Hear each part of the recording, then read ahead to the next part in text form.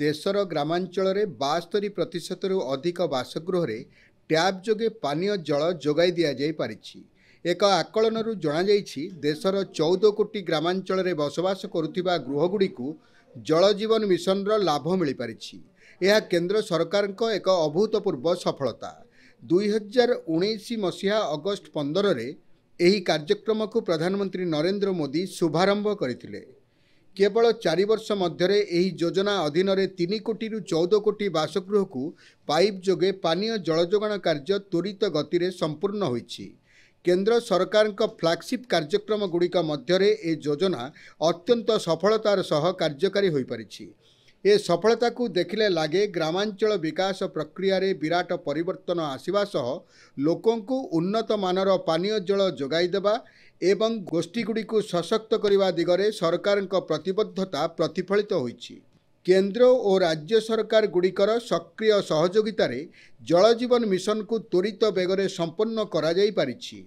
आज पर्यंत 6टी राज्य गोवा, तेलंगाना, हरियाणा, गुजरात, पंजाब एवं हिमाचल प्रदेश समेत 3टी केंद्रशासित अंचल पुडुचेरी, डामन और डिउ एवं अंडमान निकोबर आदि स्थान रे ए कार्यक्रम 100% लक्ष्य हासिल कर पारिछि। मिजोरम रे 98.68%, अरुणाचल प्रदेश 98.48% एवं बिहार रे 96.42% लक्ष्य हासिल करी योजना पूर्णतार शिखर छुई पारिछि। एही योजनार सफलता पछरे उभय राज्य एवं केंद्रर मिलित उद्यम रहिछि।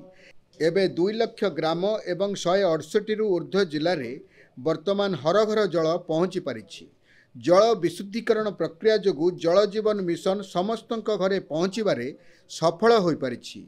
यह द्वारा बहुमात्रा रे जलवाहित रोग ह्रास घटिथिबा बेले ग्रामांचल गोष्ठीगुड़िकर स्वास्थ्य मानरे उन्नति घटिछि। समग्र देशर 90% रु अधिक स्कूल अर्थात 9,24,000 स्कूल एवं 86.63% अंगनवाड़ी केन्द्र अर्थात 9,57,000 केन्द्र रे ट्याप जोगे पानीय जल जोगाई दि जाई पारिछि। सेही भली देशर 112टी आकांक्षी जिलागुड़िक ट्याप जोगे पानीय जल जोगाण संख्या 7.86% अर्थात 21,41,000 गृह को पानीय जल जोगाण हेउथिबा बेले एबे ए संख्या 72.8% अर्थात 1,96,00,000 गृह को पाइप जोगे पानीय जल जोगाई दि जाई पारिछि। हर घर जल योजना रे होइथिबा प्रयास जोगु लोकों को सामाजिक और आर्थिक लाभ मिल पारिछि। ग्रामांचल लोकों को विशेष भाव महिला और युवती को अनेक दूर जाई पानी बोहिबा भली कष्टकर कार्यरू यह निवृत्त करि पारिछि। जेउ समय एथिरु बळका हेउछि ताकु ग्रामांचल लोके सेमानक आय वृद्धि, दक्षता वृद्धि एवं पिलांक शिक्षा रे विनियोग करि पारिछन्ति। जल जीवन मिशन दूरदर्शी ढांचार लक्ष्य है दीर्घस्थायी भित्तिभूमि सुनिश्चित करने एवं गोष्ठी नेतृत्व विकास को गुरुत्व देवा। देश में 5,29,000 रु अधिक ग्राम जल एवं परिमल समिति VWAC बा पानी समिति एपर्यंत गठन करा जायछि।